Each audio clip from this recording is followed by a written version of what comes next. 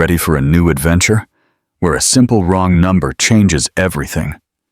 Subscribe to Soul Steering Stories, like this video, and hit that notification bell. Let's dive into a tale of unexpected connections, second chances, and the beautiful chaos of finding where you truly belong. And share your thoughts in the comments. We love hearing from you. The CEO and the accidental angel. The boardroom lights flickered slightly as the storm brewed on the horizon. Aidan Walker stood at the head of a long glass table, sleeves rolled up, his voice clipped as he gestured to the projection screen. He was closing a major acquisition deal, one that had required months of intricate negotiations. Suddenly, his phone vibrated on the table. It was the nanny's number.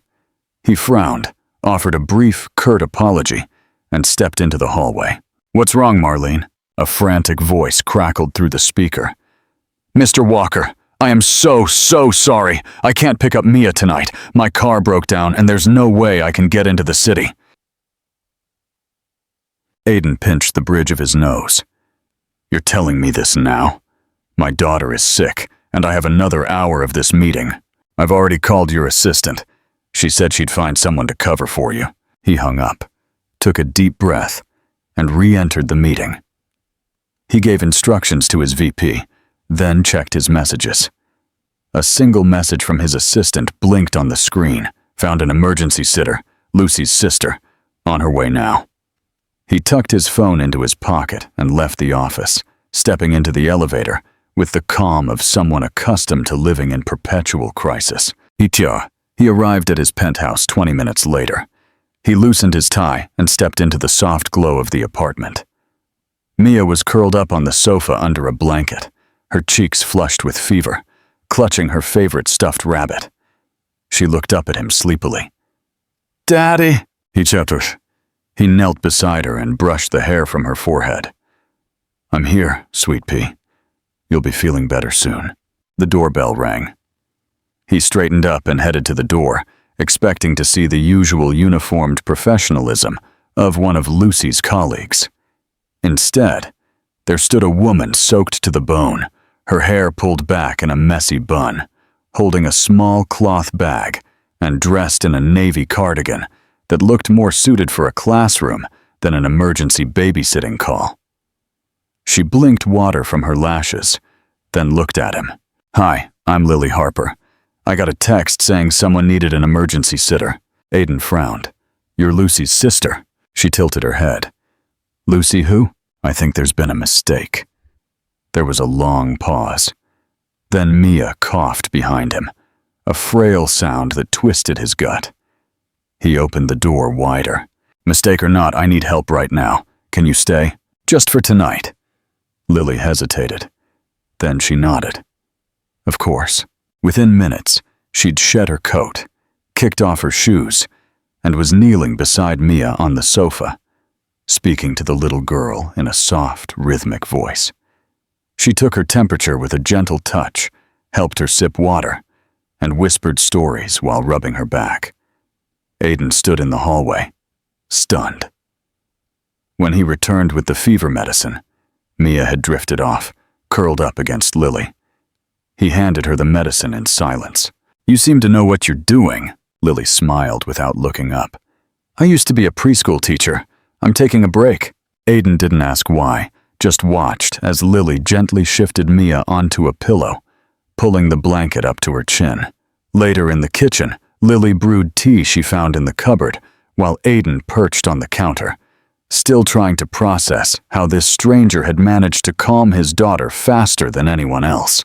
"I'm sorry again," Lily said. "I truly thought the text was from a family I used to sit for years ago.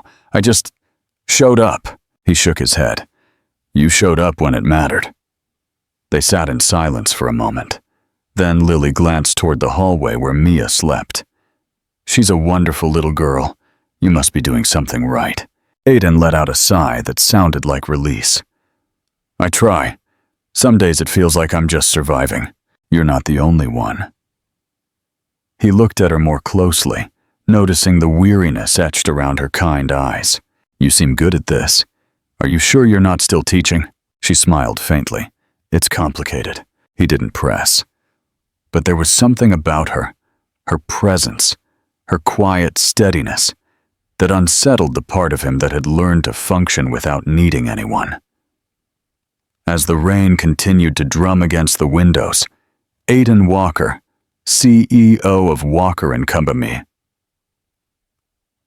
realized that perhaps for the first time in years, someone had entered his world and made it feel a little less empty. The apartment was quiet, the soft hum of the city far below, muffled by the double-paned windows. Lily stood in the dimly lit hallway, watching Mia sleep peacefully on the enormous sofa. Her small body was curled like a comma beneath the chunky knit blanket. The fever had eased a bit. Her cheeks, though still pink, no longer burned. Aiden appeared beside Lily with 2 cups of tea. "I think she'll sleep through the night," Lily whispered. He handed her a mug. "Thank you," she said, accepting it and warming her hands. She just needed someone to listen, and probably some ginger tea. Aiden let out a rare, brief, silent chuckle. "I should hire you right now." Lily arched an eyebrow. That would be a pretty good job offer, considering I showed up here by mistake. "You showed up when no one else did," he said simply. They settled onto opposite ends of the living room's sprawling leather sofa. Between them, the city lights stretched endlessly, bright and unreachable. Aiden leaned back and rolled his shoulders. Lily sipped her tea and shifted her gaze from the horizon to the photo frames on the side table. One of Aiden with a younger Mia, another of a bright-eyed, sweet-smiling woman. She was beautiful, Lily said softly. Aiden followed her gaze and lowered his voice. She was everything. A long silence ensued. "I'm sorry," Lily said. "She passed 2 years ago," he responded, not looking at the photo. "Cancer. It was fast. Too fast," Lily said. Nothing. She just nodded, letting the weight of the moment settle naturally. Aiden looked into the tea in his hands. "Since then, it's just been Mia and me. Nannies come and go. Schedules change. Life doesn't stop because you're trying to breathe again." Lily listened, truly listened. Not like someone curious, but like someone who understood the pain behind every word. "Do you have help, family?" she asked. "Not really. My parents live across the country." "Her parents," he said, quiet. "It's complicated." They both looked at Mia, who let out a soft sigh in her sleep. "She's strong," Lily murmured. Aiden nodded. "Stronger than me some days." Lily smiled, then hesitated before saying, "You're doing well." He looked at her, surprised. "You've known me for less than 3 hours. 3 hours is long enough to see how you looked at her when she cried. Long enough to see that the world stops when she needs you." Aiden's jaw tightened, emotion flickering in his steady eyes. There was something about Lily's presence, a quiet steadfastness that made him feel it was okay to speak without fixing everything.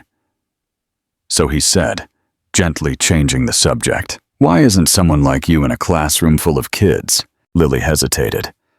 "I had a student," she began, slowly tightening her fingers around her mug. "He had an accident, and I couldn't stop blaming myself.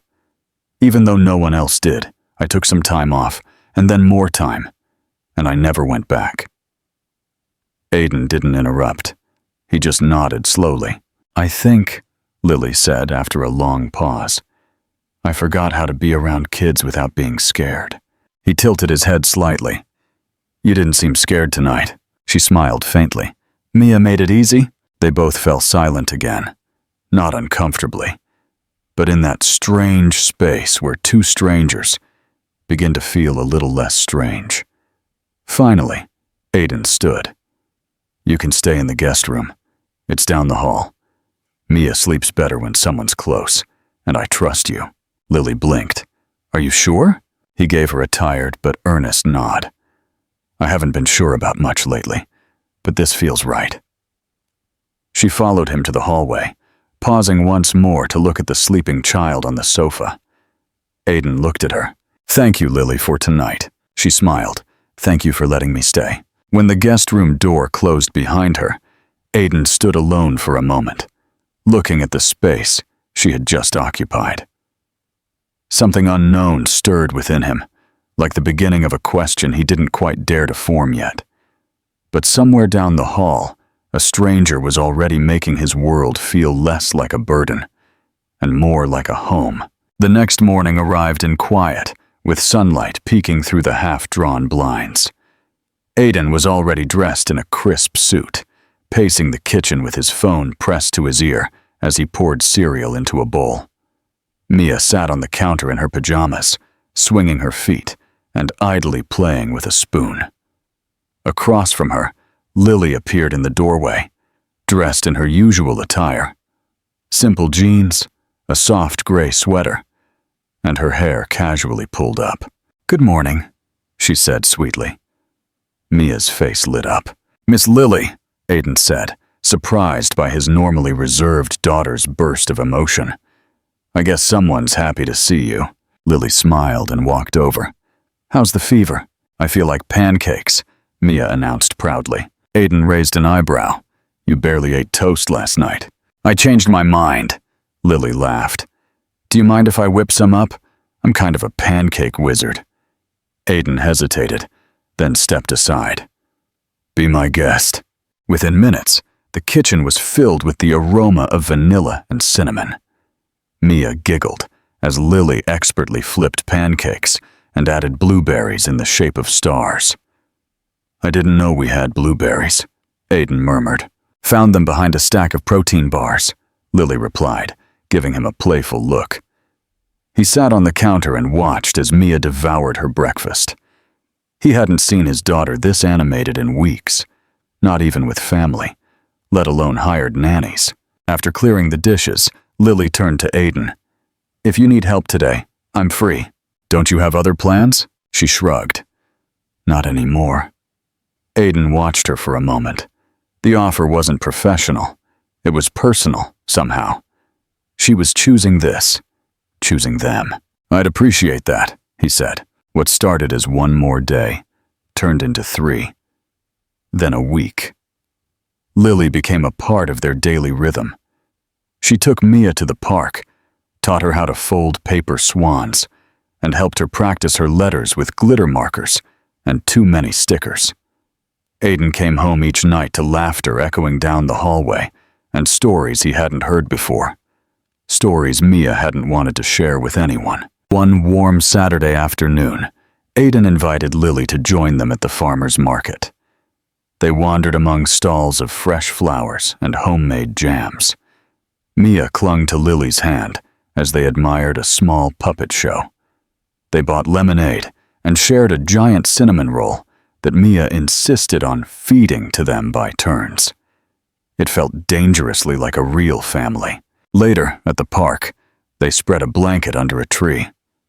Lily leaned back against the trunk and read a storybook aloud, while Mia snuggled into her side. Aiden watched them from the picnic basket, his heart aching with something both beautiful and terrifying. When the sun began to set, Mia leaned her head on Lily's lap and whispered something. Lily looked down at her, surprised. "What did you say, sweet pea?" Mia repeated, a little louder this time. "Can you be my new mommy?" The words hung in the air like a delicate thread. Lily's eyes filled with tears, and she stroked Mia's hair. She looked at Aiden, who had gone completely still. He said nothing. He couldn't. Lily smiled softly and said, "That's a very important question, Mia. Let's just keep having fun together, okay?" Mia seemed content and soon drifted off to sleep in her lap. Aiden finally exhaled and quietly moved closer. He sat beside her, saying nothing, just looking at the two people who had utterly upended his world. "She's never said anything like that to anyone," he finally said. "I didn't know what to say," Lily admitted. "You said exactly the right thing." They sat in silence, a silence that no longer felt like two strangers just passing time. Instead, it felt like the beginning of something they both feared to name. But something had shifted, and they both knew it wasn't temporary anymore. The next week passed in a whirlwind of family routines, laughter-filled breakfasts, afternoons at the library, evenings curled up with storybooks. On the surface, everything looked like a picture of happiness, but something had changed inside Aiden, and Lily could feel it. He was quieter now, more reserved. He still smiled when Mia clung to Lily's hand, or proudly displayed a drawing they'd made together. But there was a certain distance in his gaze, something she couldn't reach. One afternoon, while Mia was napping after a busy afternoon at the aquarium, Aiden walked into the living room where Lily sat, organizing colored pencils with soft music playing in the background. He cleared his throat. "Dinner's almost ready. You can stay if you like." She looked up and smiled. "I'd love to," but something in his tone made her hesitate. Later, as they sat at the dinner table, with Mia asleep in her room, the atmosphere between them felt heavier than usual. Lily gently pushed her half-empty plate aside and asked, "Is everything okay, Aiden?" He didn't respond immediately. He poured himself a glass of water, stared into it, then said, "This thing we've built, whatever it is, it's starting to feel like more than I bargained for." Lily's heart lurched. "And is that a problem?" she asked softly. He shook his head. "No, but it's complicated." She nodded slowly, lacing her fingers together on the table. "You're scared." "I'm terrified," he admitted truthfully, "of letting you in, of Mia getting attached, of losing everything again." His eyes softened. "Aiden, I never intended to walk into your life and replace anyone." "You haven't," he said quickly. "But that doesn't mean I know how to do this. I've lost someone, and I've spent the last 2 years making sure Mia never felt that loss again." "You're trying to protect her," Lily said gently.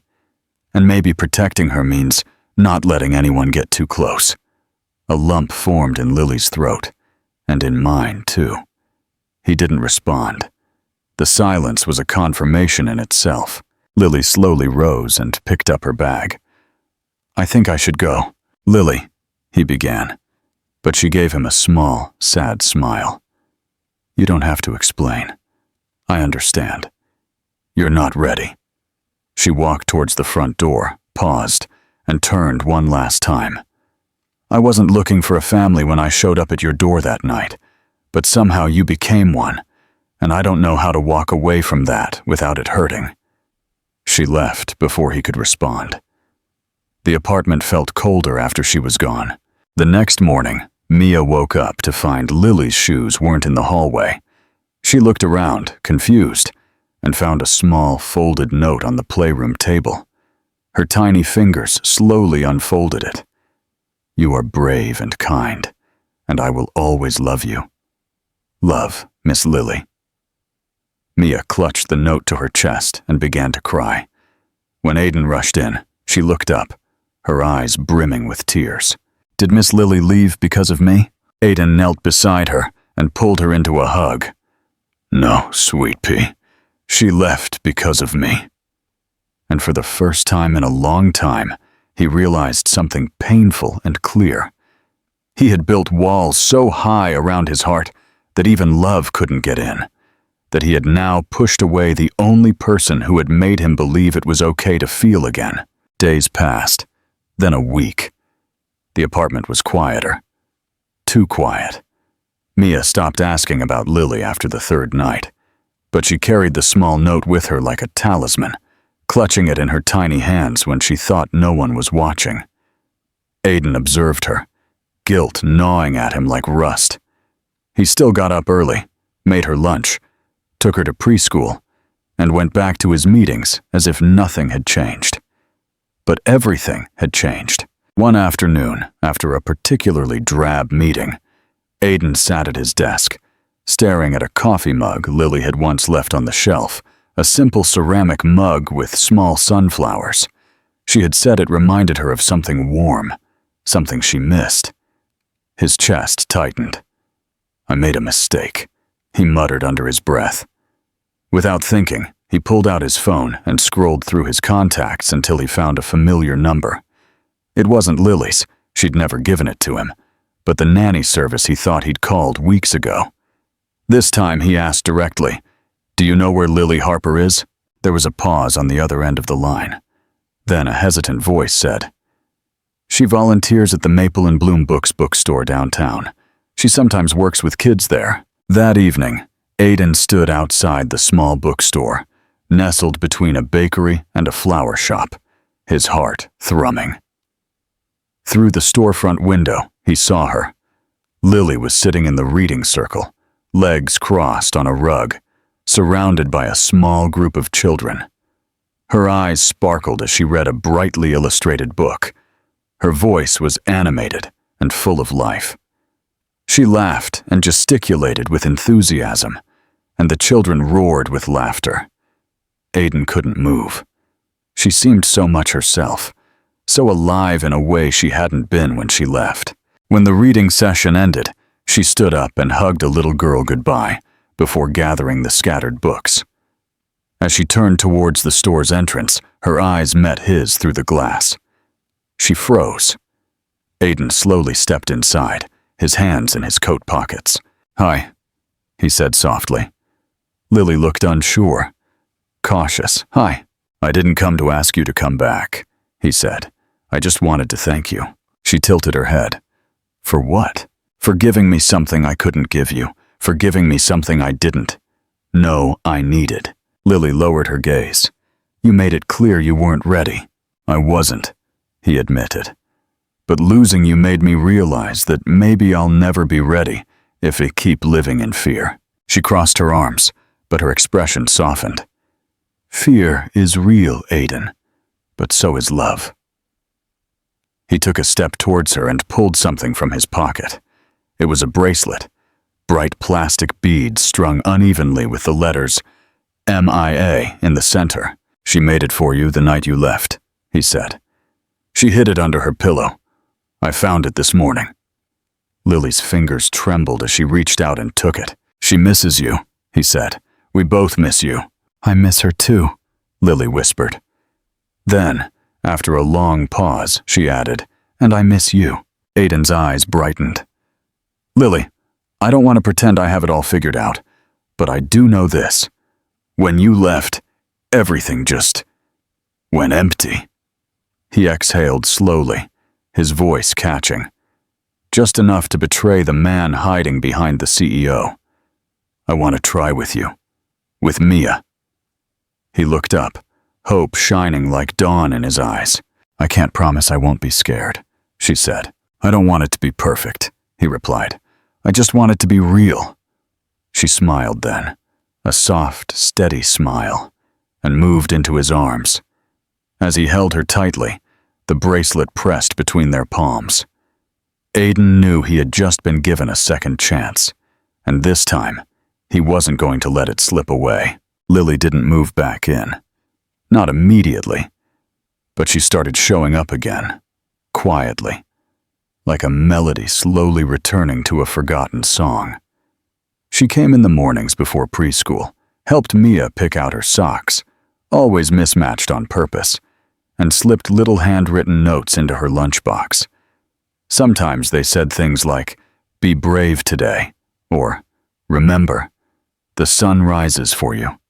Mia loved them, and so did Aiden, though he never said it aloud. Their rhythm resumed, unhurried, but steady. Pancake Saturdays returned, with flour on noses and laughter echoing in the kitchen. Movie nights resumed with Lily curled up on one side of the sofa, Mia in the middle, and Aiden on the other, fingers brushing over shared popcorn. The apartment, once resonant with silence, was now filled with life again. It smelled of cinnamon and warmth, of crayons and giggles. One evening, after Mia had fallen asleep halfway through a bedtime story, Aiden walked out to find Lily sitting on the sofa, leafing through a stack of Mia's drawings. "She made these today," Lily said, holding one up. Apparently, I'm a superhero nanny. Aiden chuckled and sat beside her, looking at the drawing. A stick figure version of Lily wore a bright pink cape with Mia and Aiden on either side. She's not wrong, he said softly. Lily studied the drawing for a long moment, then set it on the table. I've been thinking about going back to teaching, she said. Aiden looked at her with genuine surprise. Are you ready? I'm scared, she admitted. But yes, I think I am. He reached out and took her hand, tracing small circles with his thumb over her knuckles. I think the classroom has missed you as much as we have. She smiled, a heartfelt smile, and leaned her head on his shoulder. The day you showed up at the bookstore, I remembered who I was, or maybe who I still am. You're so much more, he whispered back. They stayed like that for a while in silence, but the silence wasn't empty. Later that week, Aiden invited Lily to an unexpected place. She hesitated when he mentioned the cemetery, but agreed without asking for more details. They walked through the quiet, tree-lined grounds until he stopped at a modest headstone. Emily Walker, beloved wife, cherished mother. Lily stood beside him, feeling the weight of memories in the air. She was kind, Aiden said. Brilliant. She made this place feel like home. Losing her felt like the world went off its axis. He took a deep breath, the cold air visible between his words. For a long time, I thought loving again would be a betrayal, that if I moved on, I'd be letting her go. Lily looked at him with tender eyes. But you've taught me that hearts aren't tombs. They can hold more than one love. They can grow. They can remember and still welcome something new. She took his hand. I'll never try to replace her, Lily said softly. I don't want you to, he responded. I want you to be exactly who you are. They knelt and placed a single sunflower beside the headstone. It was Lily's idea. She would have liked you, Aiden murmured. I hope so, Lily whispered. Back in the car, their fingers intertwined naturally. It wasn't grand or dramatic, but it was real. It was two people choosing to start again, not from scratch, but from the broken places they had gently mended together. And in that decision, love didn't just reignite. It simply came home. Spring arrived with soft mornings and golden afternoons, and with it came something very much like peace. Lily had officially accepted a part-time teaching position at a local preschool, just a few blocks from Aiden's apartment. Mia now walked to school with her. Their steps fell in unison, and their laughter echoed down the quiet streets. Some days, Aiden would meet them on the way back, coffee in hand, pretending he had no other motive than caffeine, though the way he lingered to look at Lily said otherwise. One Thursday afternoon, Mia came home clutching a certificate in her tiny hand. Look, she beamed. I was student of the month. Aiden scooped her up and spun her slowly. That's amazing, sweetie. Lily stood to the side, clapping enthusiastically. You've been so kind to your friends, and you're such a good listener. Of course they picked you. Mia's eyes sparkled. We're having a ceremony. Will you both come? We wouldn't miss it for the world, Aiden said. On the day of the ceremony, Mia stood on stage with her classmates, facing a small group of parents and teachers. She saw Aiden and Lily sitting side by side in the front row, and smiled so wide her cheeks puffed up. After the applause, she ran to them and hugged them both. I'm so glad you came, she whispered. Later, after dinner, cupcakes, and a living room dance party, Aiden tucked Mia into bed. She clutched her stuffed rabbit and whispered, I hope Miss Lily stays forever. He kissed her forehead, feeling the weight of her words in his chest. Me too, sweet pea. When he returned to the living room, Lily was folding clean laundry, humming softly. He watched her for a long moment before approaching. You've become part of all this, he told her. She looked up, her cheeks flushed. I hope you don't mind. He smiled. It's more than anything." He hesitated. And then he added, "Will you have dinner with us this Friday? Just us. No toy. No TV, just a real dinner." Lily blinked. "Are you asking me on a date, Mr. Walker?" He grinned. "I think I am." She smiled. "Then I'd love to." Friday night arrived, and Aiden had gone all out. He wore a navy button-down shirt. He'd set the table with candles and even attempted cooking, though Lily gently saved dinner from total disaster. Mia sat in her special high chair, declared the pasta fancy, and insisted on toasting with her juice cup. "To us," she said proudly. "To our family." Aiden and Lily exchanged a look in the flickering candlelight, feeling the emotion swell between them. After Mia went to bed, Lily stepped out onto the balcony, drawn by the cool air and the city lights. Aiden followed her. "She's happy," Lily said. "She's happy because of you," Aiden responded. Lily shook her head. "Because of us," Aiden said, turning to her. "You've changed everything, Lily. You've brought color back into our world." He reached into his pocket and pulled out a small velvet box. Lily froze. "I'm not asking you to commit to forever tonight," Aiden said quickly, opening it to reveal a simple, elegant gold band with a single diamond.